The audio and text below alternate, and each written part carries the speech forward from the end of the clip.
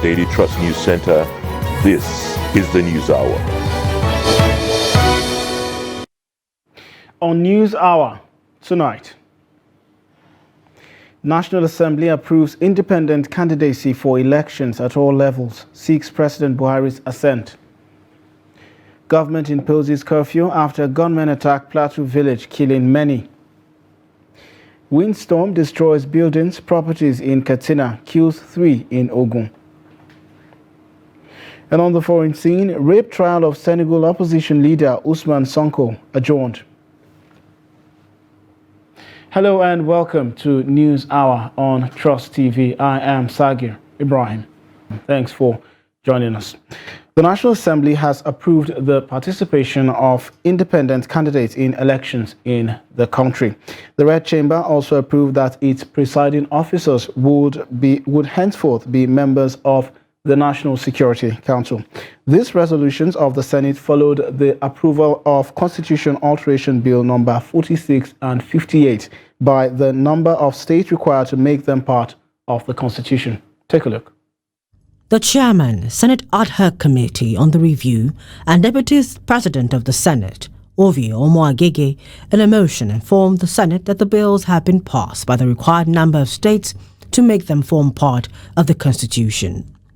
Omoagege's motion was titled Passage of Constitution 5th Alteration Bill numbers 46, Membership of the National Security Council to include presiding officers of the National Assembly, and 58, Independent Candidacy 2023. 5th Alteration Bill number 46, Membership of the National Security Council to include presiding officers of the National Assembly, and Bill number 58, Independent Candidacy 2023.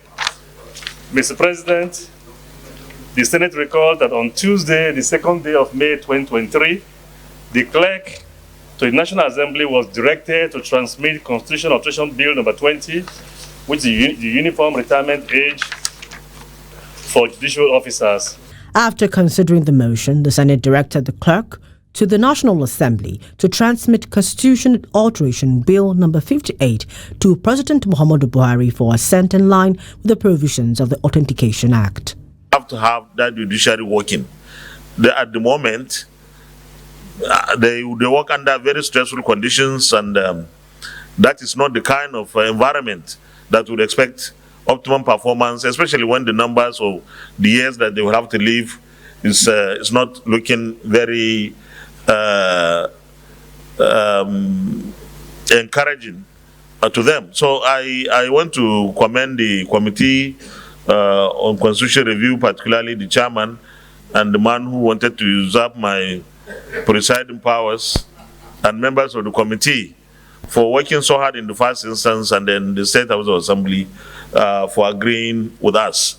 The bill seeks to provide for independent candidacy in presidential, governorship, national and state houses of assembly, and local government council elections.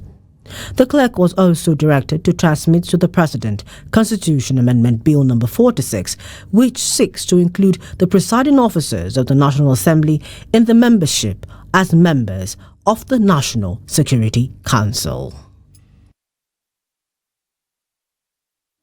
Also, members-elect of the Minority Caucus of the 10th Assembly say they are not interested in contesting for either Speaker or Deputy Speaker of the House of Representatives. At a meeting in Abuja, the caucus, also called the Greater Majority, said they will not enter into the leadership race with the governing All Progressives Congress (APC).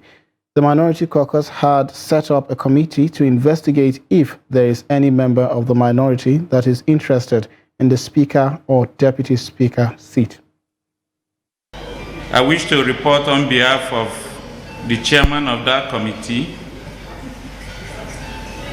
and the entire members of the committee that as at the end of the period given to undertake that assignment, no member of the minority caucuses, better known as the Greater Majority, stepped forward for presiding the role of presiding officers. Deductively, that means that we are not bidding for those two positions. However, we remain united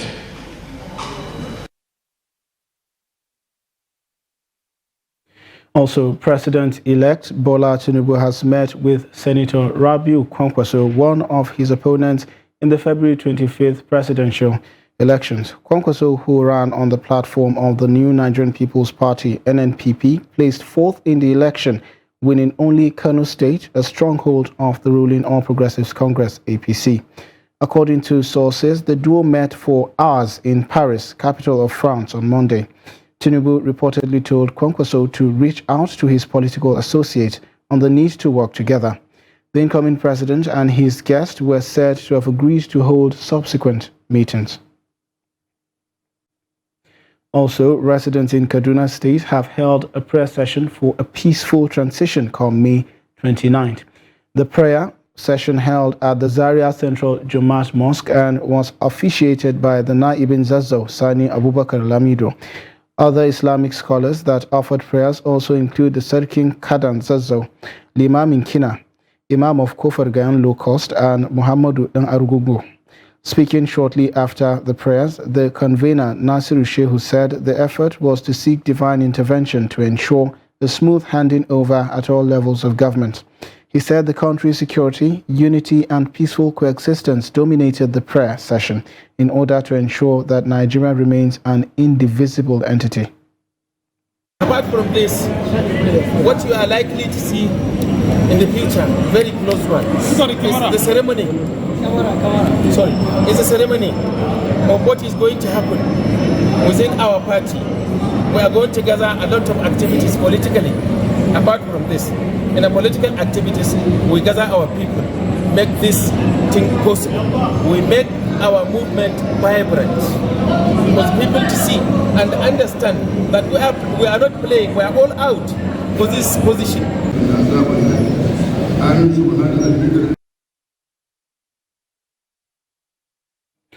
President Muhammadu Buhari on Tuesday returned to Nigeria after an extended trip to London.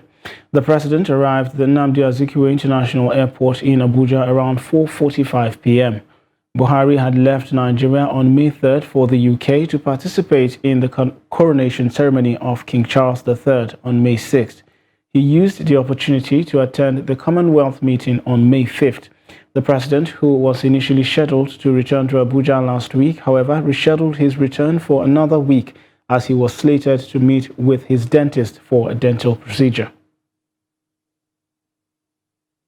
Also, a 24-hour curfew has been imposed on Mangu local government area of Plateau State as part of efforts to address the killings in Fungazi and Kubat communities.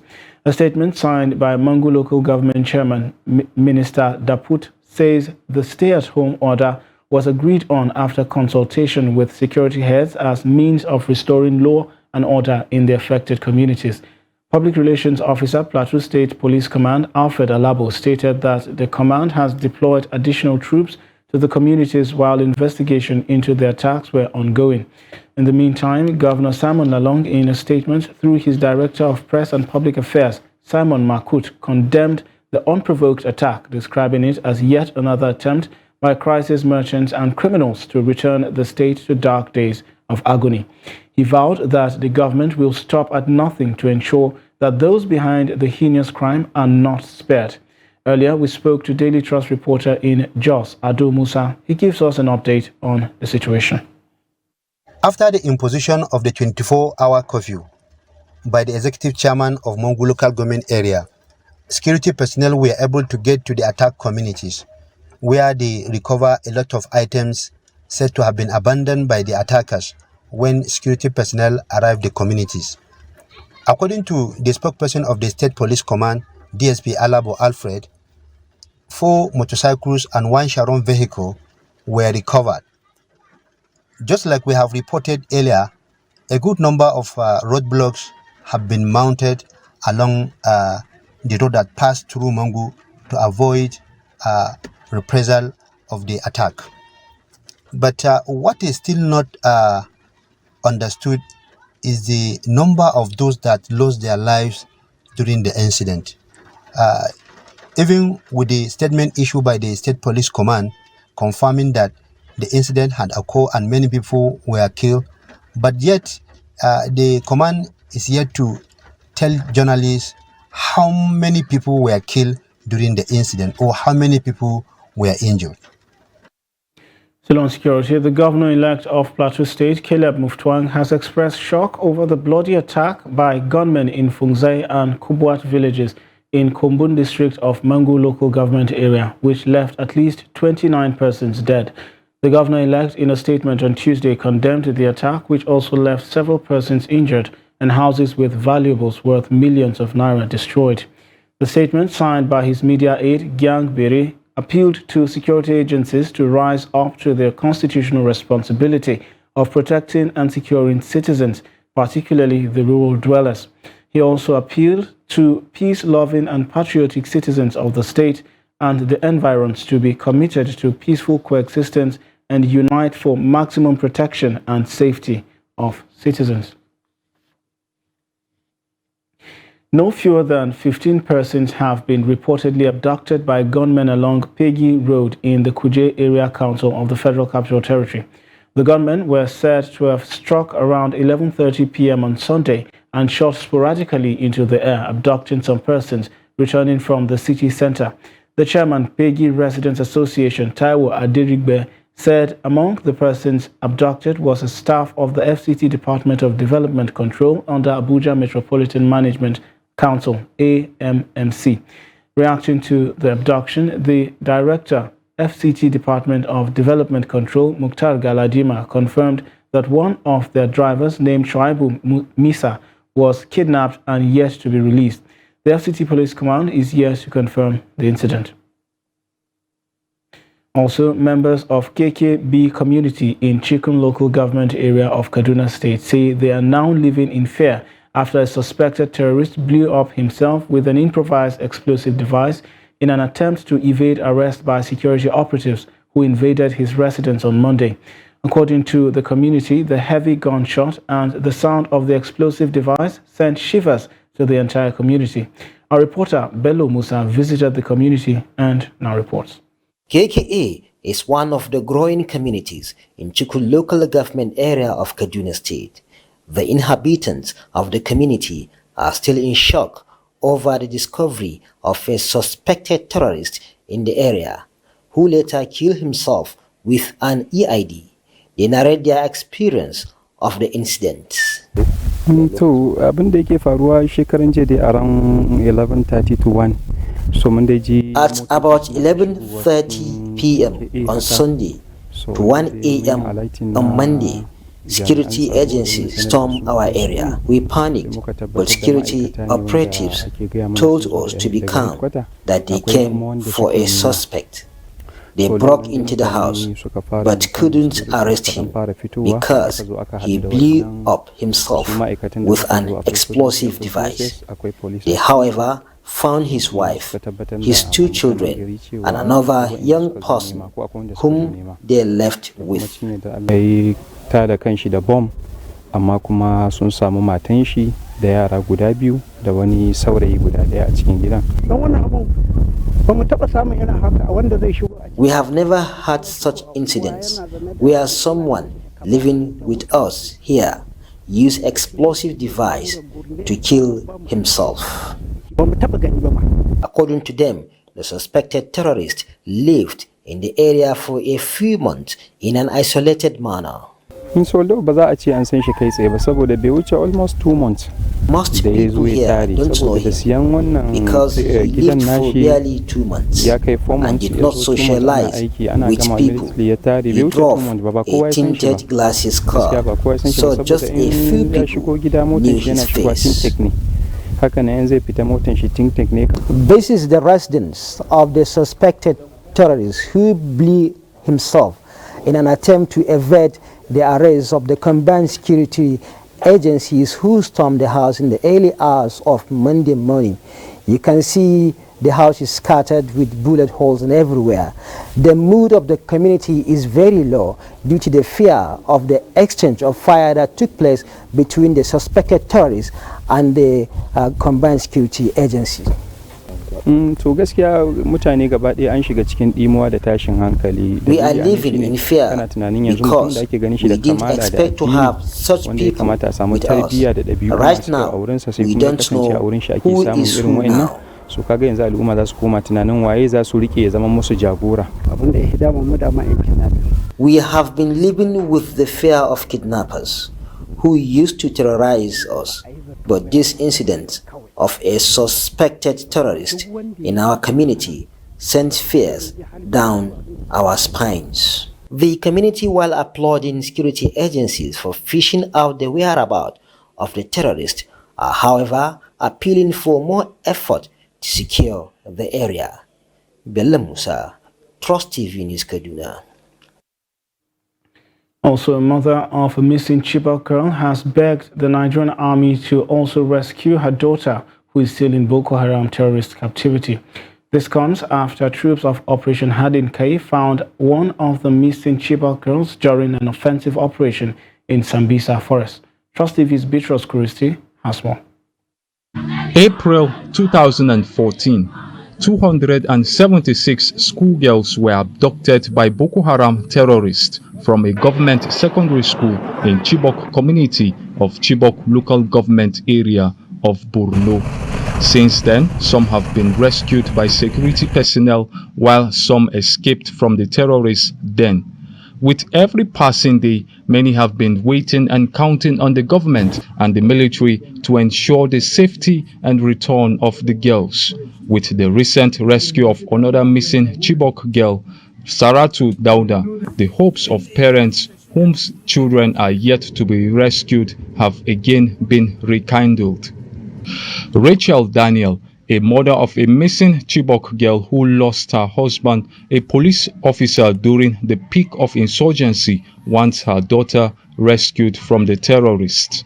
She still recalled the night her only daughter was taken away, making life unbearable for her. Tun 2014 April yau muna shekara 9 muna kuka da hawaye. ‘Ya'yanmu an kwashe, mazajenmu an kashe. I was home one evening when I got the news that they kidnapped some students. I panicked and ran to the park to board a car to take me there, but people consoled me to be patient, that they will be found. We sent her there to finish her school. Ever since this thing happened, I've had high blood pressure and sleepless nights. I refused to eat and hardly take my drugs. It's so terrible. Rachel is positive that her daughter is still alive and is hopeful that she will celebrate her safe return like other mothers whose daughters have been rescued.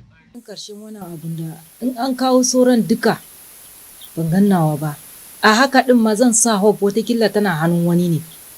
Idan yayi ya so, in me shi ya zo ya sake ko da shekara nawa ne za mu zo mu haɗu. Ina da hope wannan.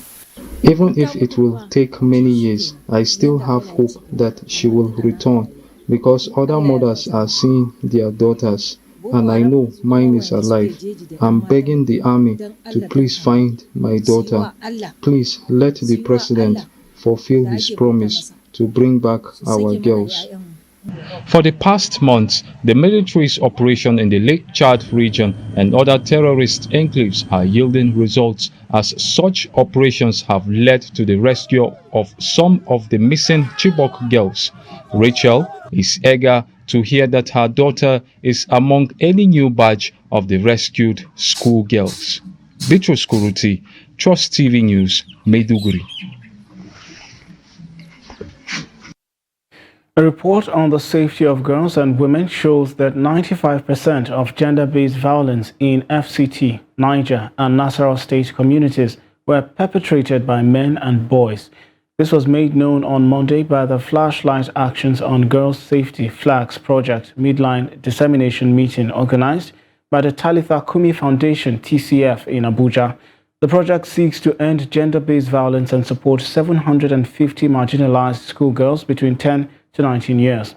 Stakeholders at the meeting blamed poverty, culture, lack of skills acquisition, parental care and neglect were some of the causes of GBV and called for prosecution of offenders to serve as deterrent to others. On the midline assessment conducted in our 10 flags communities, the major cause of gender-based violence as identified by the respondents is what? Poverty. 71% is what? Poverty. That's the major cause of gender-based violence in the communities. And the major perpetrators of gender-based violence is what? 75% are what? The men. 20% the boys. So basically 95% is what? Men and boys. We need shelters. We need places where we can keep the survivor safe and rehabilitate her while, justice is taking, its course. And government can support in this regard. The number of people that are speaking out, girls and women that are speaking out now, are more than how it used to be. The culture of silence has been broken. And we have a lot of reports now. And I'm standing tall to tell you that FCT Command are not leaving any stone unturned. One personnel of the Economic and Financial Crimes Commission, EFCC, attached to the Sokoto command of the commission has been confirmed dead. The deceased, identified as an inspector with the commission, Abel Issa Dixon, died from injuries sustained during a scuffle that involved 3 personnel of the commission. The development, according to officials of the anti-graft agency who were familiar with the matter, attributed the incident to disagreement on custody of items. The spokesman of the commission, Wilson Owajuren, who confirmed the incident at a press briefing on Tuesday morning, said the 2 suspects have been arrested and handed over to the police. Owajuren specifically said the incident happened on the 5th of May 2023 and that the deceased was confirmed dead on the 7th of May at the Usmanu Danfodio University Teaching Hospital in Sokoto. You're watching News Hour on Trust TV. Still to come, we take a look at youth at the forefront of recycling business in Gombe State. This and more when we return.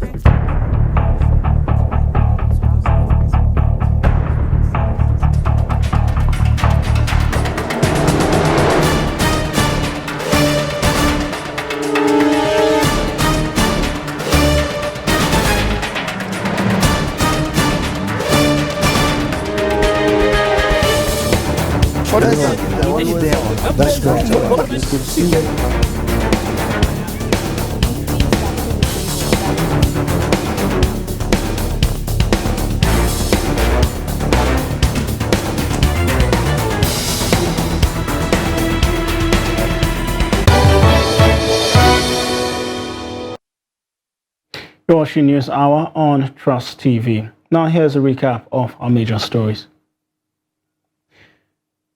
National Assembly approves independent candidacy for elections at all levels, seeks President Buhari's assent.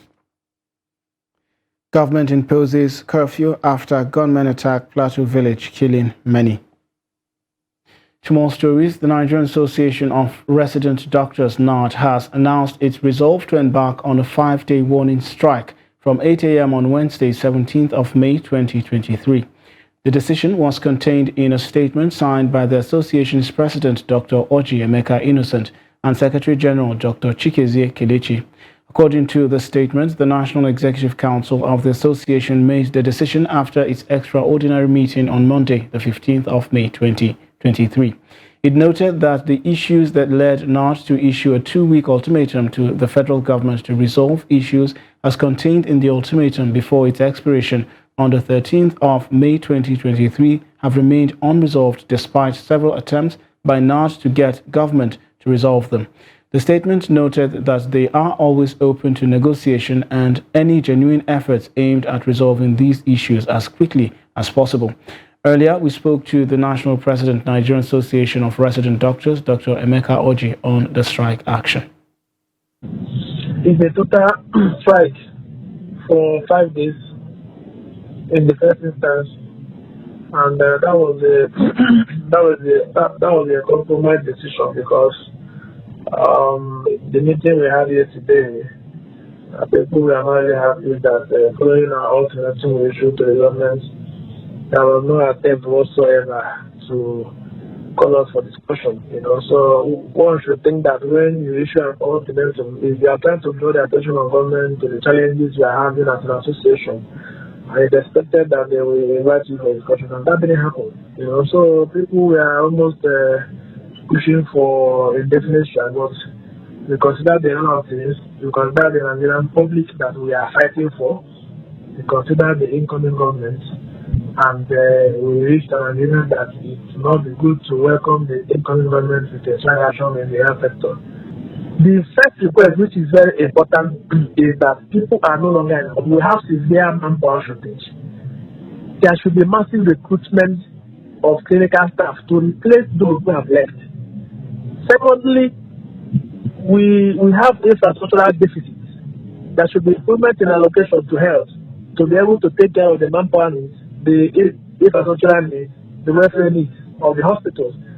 Thirdly, we have requested for an open review of our consolidated medical tariff structure, because that is the most important thing for government to do to address the brain drain. People are leaving because they are not able to make ends meet with what they are being paid now. The tariff structure we are using now was approved in 2009. Okay, so almost everybody, in fact, everybody that has ever asked me this question about timing, I used to ask them to give us the best time to go on this strike. Then we'll call our members to go back to work, and when we get to that time, we'll go on the strike. Clearly, there is no best time for strike. What is supposed to happen is that government should try to prevent it. Nobody has been able to give us the best time for the health sector to shut down. There is no best time. And so when an ultimatum is issued, what is expected is that government should work quickly to resolve the issues so that you don't go on that side. Secondly, there are so many issues that we raise that we are confident and we are sure that this government has capacity to resolve in a matter of days. These are not the things that they need to hand over to the next government. And when they address those ones, then other issues that they feel will take more time. We will start discussion, and of course, we are Nigerians, we are patriots. We will know when they are telling us the truth. We will know when to say, okay, let us continue the discussion of these other issues with the next incoming government. The provost of the College of Nursing and Midwifery, Yola, Dr. Lami Aminu, has denied reports that her son, Faisal Aminu, raped a student of the college. The denial comes after leaked audio involving the provost and one Faiza, the mother of the girl whom the son is accused of raping. Salis Lowen has more. In the link audio, The provost was allegedly heard telling Faiza's mother to write an undertaking, denying a purported letter written by her, accusing Faisal, the provost's son, of raping her daughter. Tunda ita Fauzi ta yadda ta yi wasika na ta yadda da ta ce bata yi ba. Later write an undertaking cewa ba ita ta yi wasika din ba kawai ta rubuta. Kin gane? Abin da yasa na yi denying din paper ba? Sabida babana bai san da case din ba. Okay. Kawai ni ina son justice ne kawai daga gunki. Sabida na ga zaki iya fahimtar damuwa idan na gaya miki ko ba haka ba. Haka ne. So da na zo ina neman justice. I wrote the first letter that Faisal raped me, but later denied it because my father was not aware of the whole issue. Only my mother was aware. Faisal begged me to withdraw the case from the police because I said he raped me and you are angry with him. I'm talking to you, Mommy, because I want justice from you. But in an interview with Trust TV, the provost, College of Nursing and Midwifery Yola, Dr. Lami Aminu, denied the development, saying it was aimed at denting her family's image. Just to tarnish my image. If you are a person that actually know who I am, and the way I brought up my children, I don't think such allegation will fit me. I know who I am. I know where this case will take us to. I'm not taking it lightly. For my name to be tarnished globally, I'm not taking it lightly. What she said all manner of things that were lies. She said she never knew my son.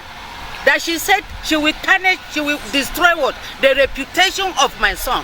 My son, when they met, he was not an employee of the school. But later when they employed him, he said, no, we can't continue with this relationship because based on teaching ethics, there shouldn't be relationship between teacher and students.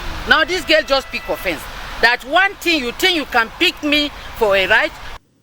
The case, which has been in the public domain, has since been reported to the police. The Adamawa State Police Public Relations Officer Suleiman Guroji said the command is currently investigating the case. The matter is now under investigations, and the outcome of the investigations will be made public and possibly be assured that such matter is going to be charged to court for law to take what course. Command is always taking a step ahead to ensure the safety of everybody. In that, the command have already consulted the medical experts who are equally diagnosing, and I believe they are going to cooperate with us and give us all that is expected of us that we're going to make investigation. Investigation revealed that both the victims' family members and Dr. Lami want the case to be swept under the carpet. The entire episode has been seen to dent the image of the institution, which ought to be an example in morals and academic learning. Silas Lowen, Trust TV News, Yola. Heavy windstorm has destroyed some buildings and fence at the College of Peace, Conflict Resolution and Disaster Management in Katsina. The windstorm, accompanied by dust, blew off some roofing and destroyed a fence close to the armory of the college. Abdullahi Yamadi visited the college and now reports. The Assistant Commandant General of the college, who briefed journalists on the incident, appealed for immediate government intervention to safeguard the college from further disaster. You have gone around, you have seen how our security fence has fallen down, and also some of the hostels, our accommodation, staff accommodation, that their roofings have been blown off by air. When you look at, critically, you look at the importance of the fence, you know, it provides security, and this is why we have all our arms in, because the armory is here, which both the state command and the college arms are inside. That's why we just have to hasten and see what can we provide as an emergency. This is coming at a time Katsina State government is organizing a one-week intensive training for over 1,900 vigilante corps at the college.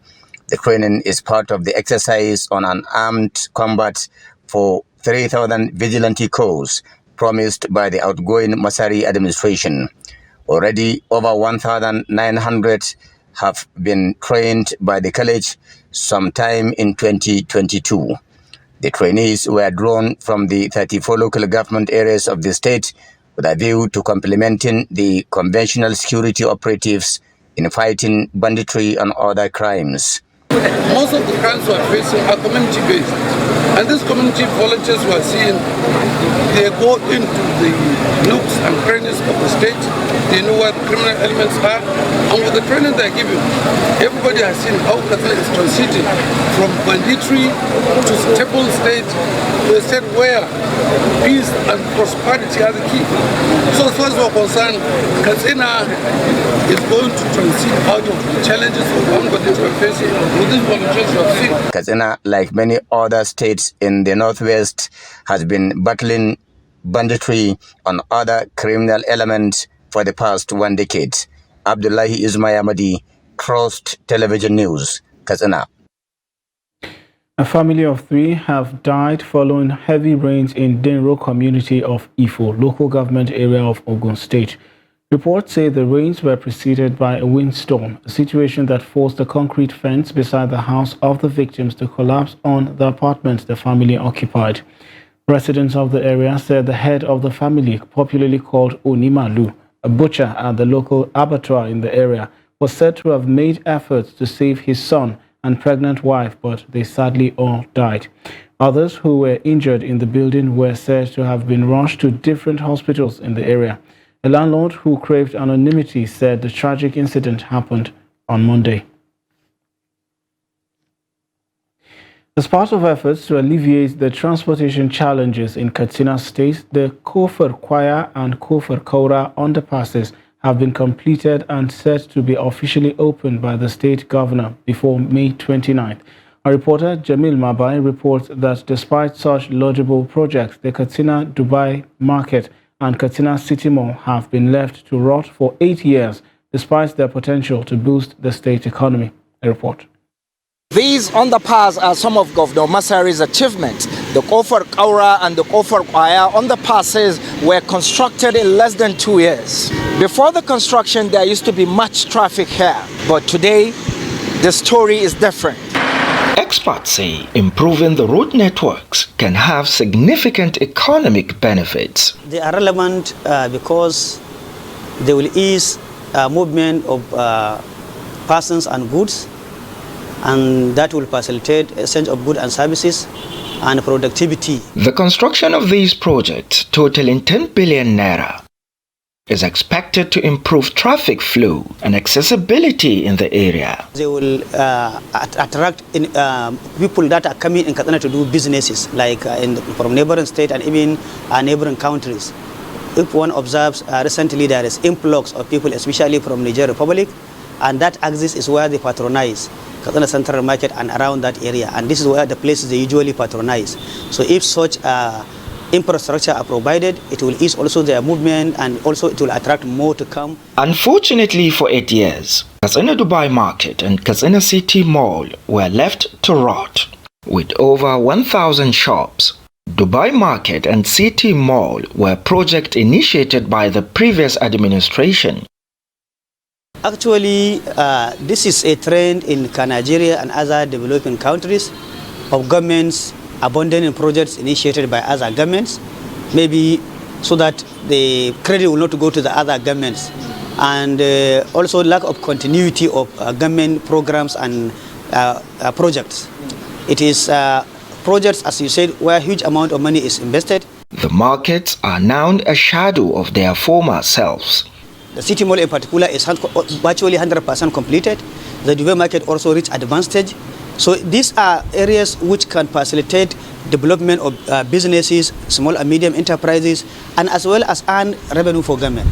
You have real capitals that will generate revenue for you, and you are allowing them to lie idle. So if their life cycle is maybe 30 years, already 8 years is wasted. Experts say these two markets have the potentials to boost the state's economy.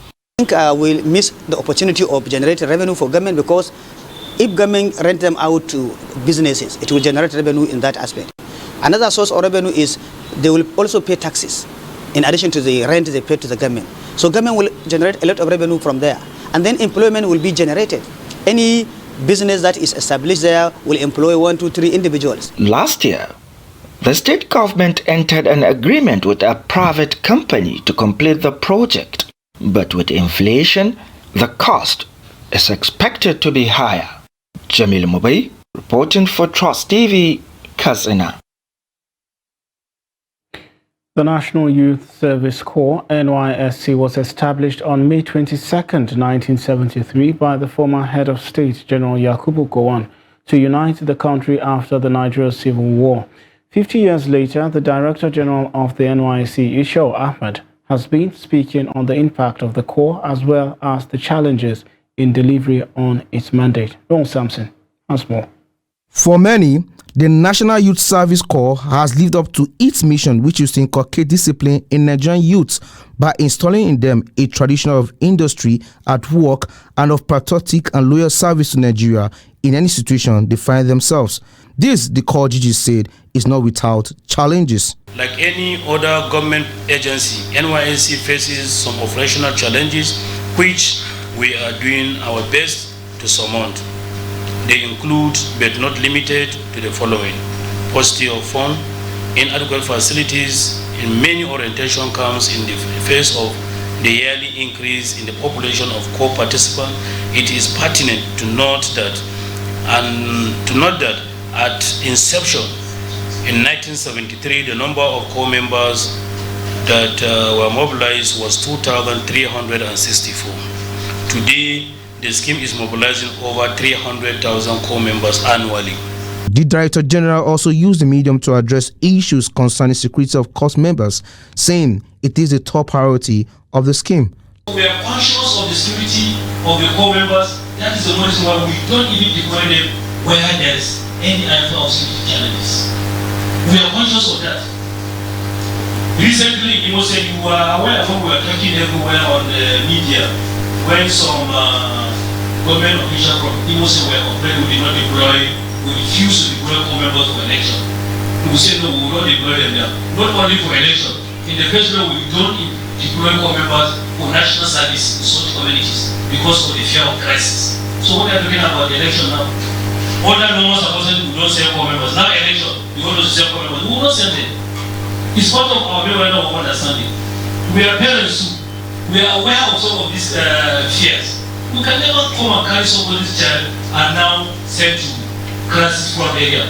Across the nation, Nigerians believe the scheme is significant in Nigerians' unity as it has helped in solidifying relationships across diverse groups in Nigeria through its compulsory one-year nation's service. This was recently demonstrated with the hashtag NYSAT50, where Nigerians went to their archives to dig up and share memories of their service years in commemoration of the scheme's 50th anniversary. Noel Samson, Trust TV News, Abuja. A magistrate court in Bauchi has granted bail to Imam Idris Abdulaziz Dutsen Tanshi in the case of alleged insightful comment credited to him during one of his Ramadan tafsir in Bauchi. The presiding magistrate, Judge Abdul Fattah Baba Shakuni, granted the bail on 3 conditions. Trust TV's Adamu Imam was at the court sitting and filed in this report. After honoring an invitation by the Commissioner of Police over the petition, Idris was charged to Magistrate Court 1. However, at the first mention of the case, the presiding judge, Abdul Fattah Baba Shakuni, ordered that Idris be remanded in Bauchi Correctional Center before ruling on his bail application filed by his counsel. Shakuni granted the bail on the conditions that he provides 2 sureties, including a serving permanent secretary working with the state government and a district head within Bauchi Metropolis, as well as another chief imam. On our part, we are hopeful that the outcome of the case will be positive as far as we are concerned, based on the supportive evidence to the charge. The state councils or the Ministry of Justice have now applied to take over the matter from the police, who initiated the proceedings, and the court granted that application. We apply that we need to be served with all the proof evidence which was made to be used against our clients. and that application was also granted. So the matter now is adjourned for hearing to the 24th day of May 2020. Meanwhile, Bauchi State Attorney General and Commissioner of Justice, through the State Solicitor General, Aliyu Ibn Idris, has taken over the case from the police. What was done today is an application for bail, which was heard and granted. Conditions for the bail were stated clearly. We are just coming into the case. The Honorable Attorney General is just taking over the case now. And that is done pursuant to Section 211 of the Constitution of the Federal Republic of Nigeria as amended. And we have also applied that the case diary be made available to us so that we can study and see what is contained in the case diary. If what the police have prepared and filed against the defendant is okay by us, fine, we proceed. Otherwise, we will be compelled to amend the charges against him so that we can bring our witnesses and inshallah time use dispose of the case. Meanwhile, the Defense Counsel says they will apply for variation of the bail conditions if they are unable to meet them, arguing that the conditions are not flexible. Adami Imam, Trust TV News, Bauchi. Thousands of youth in Gombe State have engaged in scavenging and trading scrap goods, metals, rubber, plastics, and aluminium that are being recycled in factories. Hundreds of them who operate in Gombe Old Market have been major suppliers of aluminium materials used to manufacture local cooking pots and our kitchen utensils. Trust TV's Ibrahim Ismail meets a group of scavengers in Gombe State and now reports. These scavengers and scrap dealers are providing job opportunities for hundreds of youth in Gombe for self-reliance. Some of them have been in the business for over a decade and made significant progress. Gaskiya alhamdulillah duk wani abu da dan adam. Scavenging has done everything for me. I have a house and family. I sponsor my children's education, cater for the family, and even help others. Makaranta har wasu ma suna ci a karkashina. Nasarori kamar yanzu ina da mashin. I have achieved a lot. I have a motorbike and bought a smartphone, and I am building my house. My life is getting better. Ina dan kokartawa kawai. However, the scavengers are under fire over allegations of buying stolen materials, including those brought by minors, something they admitted but said they are working toward sanitizing their jobs. We sanctioned any RN member in the association who is found wanting, and we have even dismissed others who were found guilty. Na mutane wanda bai kamata ba. To an taba kamawa wanda aka hukunta su ma aka zare su a cikin sana'ar. Recently, an Almajiri boy was killed in Yamal Tudeba local government area of the state when he picked something that exploded. But the State Scavengers Association said it has nothing to do with the boy's death. The Gombe command of the Nigeria police confirmed the incident without giving further details. Yes, we are aware of the incident that there was an explosion that caused the life of one Almajiri and injuring 3. But we cannot say the cause for now. What caused the explosion, we don't know. But the Commissioner of Police, CP Oka Etim, has directed the Explosive Ordnance Device Unit, that is EOD, to carry on investigation to find out the cause of the explosion. Scavengers and scrap dealers are contributing to job creation, but many believe their activities should be regulated. Ibrahim Ismail, Trust TV News, Gombe. News Hour returns after this break. Stay with us.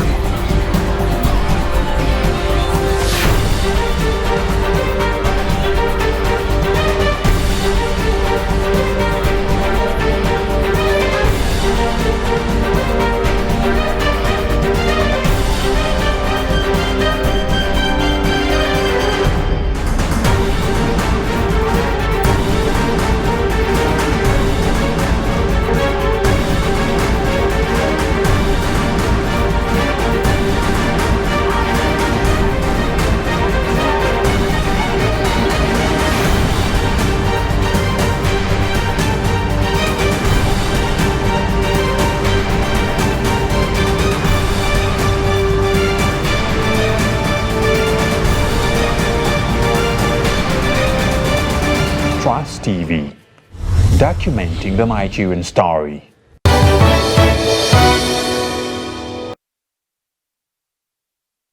Welcome back. If you're just joining, you're watching News Hour. Chiamaka Nwafo standing by with business news.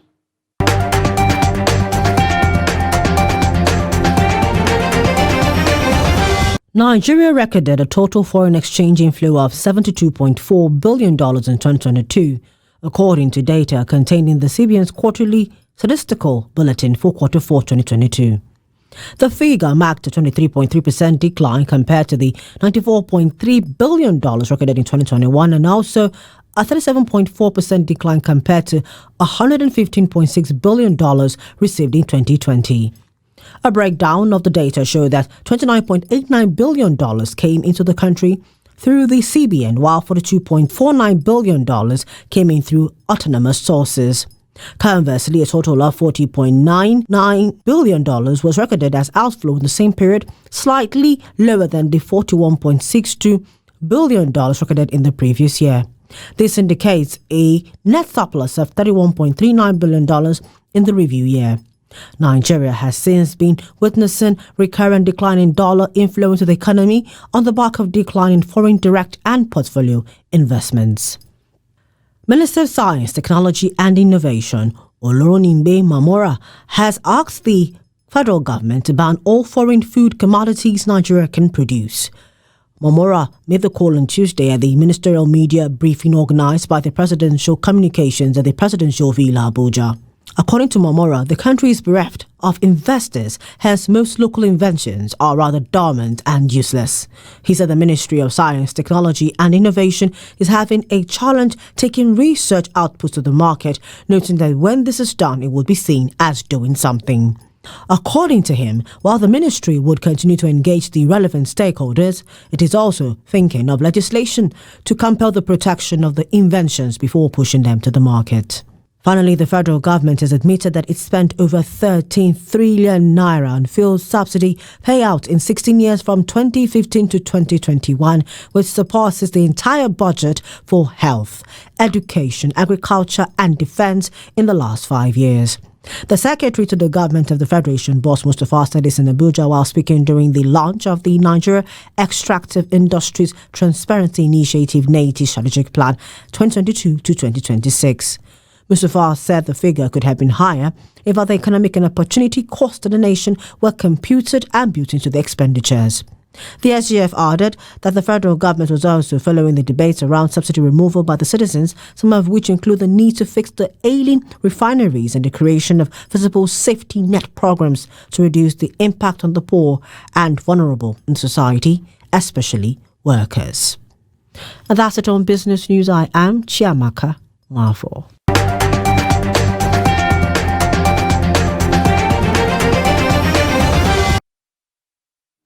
Thank you, Chiamaka, for business. And on the foreign scene, the trial of Senegalese opposition leader Ousmane Sonko for alleged rape has been adjourned for a week. Sonko, who is also the mayor of the southern city of Ziguinchor, was charged based on a woman's accusations that he assaulted her when she worked at a massage salon. The 48-year-old has denied the charges and has accused President Macky Sall of trying to prevent him from running in elections next year.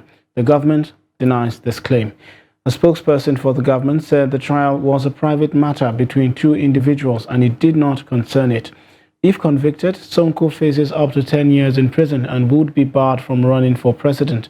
Protests erupted in Ziguinchor and the Dakar area on Monday on the eve of Sonko's scheduled appearance in court. A former tax inspector, the 48-year-old Sonko has become the face of growing frustration among Senegalese people against Sall. Let's now join Adeni Ajishafe for sports news.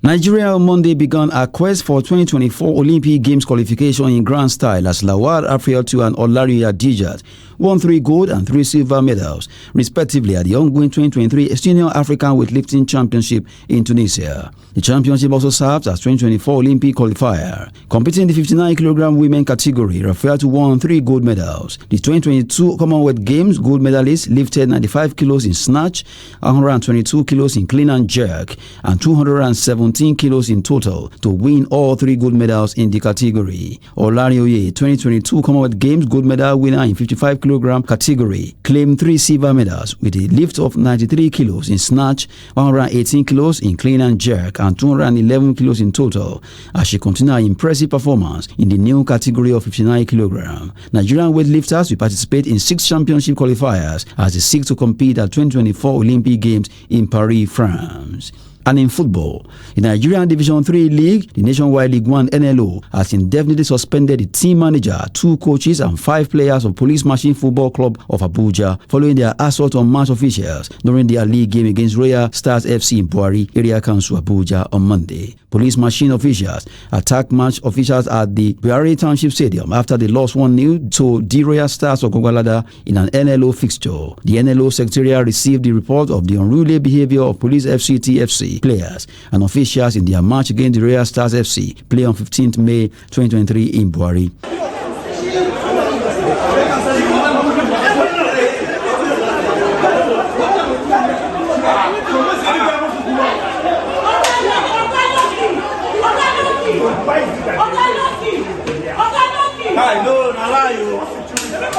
Man, I no agree. Now they won't kill una person. They won't kill una person. They won't kill referee. Official referee. Now they watch. The club was fined 200,000 naira, which must be paid before their next league game, was also ordered to repair all damaged stadium facilities. That's Sport News. I'm Adeni Ajishafe.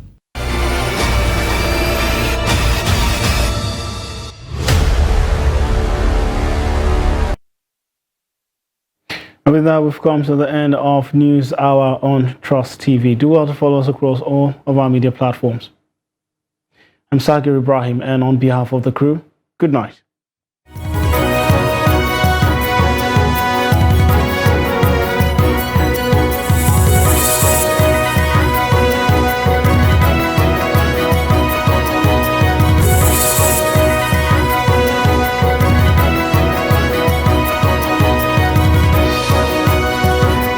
From the Daily Trust News Center, this is the News Hour.